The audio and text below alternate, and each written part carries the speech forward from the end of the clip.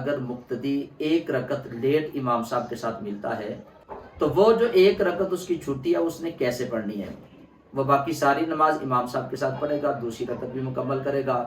تیسری بھی امام صاحب کے ساتھ پڑھے گا، اور چوتھی رکعت کے اندر بھی امام صاحب کے ساتھ وہ مکمل کرنے کے بعد قعدہ خیرہ میں جب بیٹھے گا تو مقتدی صرف تشہد پڑھے گا یہاں تک کہ امام صاحب سلام پھیریں گے۔ جب دائیں سائڈ پہ امام صاحب سلام پھیر لیں اور دوسری سائڈ پہ جب لفظ سلام شروع کریں گے تو مقتدی کھڑا ہو جائے گا۔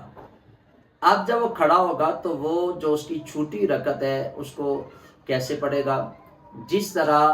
فرض نمازوں میں پہلی رکعت پڑھی جاتی ہے، یعنی اس کی امام صاحب کے ساتھ پہلی رکعت چھوٹی ہے تو جیسے پہلی رکعت فرضوں میں پڑھی جاتی ہے وہ ویسے ہی اپنی رکعت کو مکمل کرے گا، یعنی اس میں ثنا بھی پڑھے گا،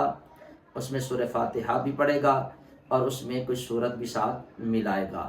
اور اس کے بعد وہ اپنی چوتھی رکعت مکمل کرنے کے بعد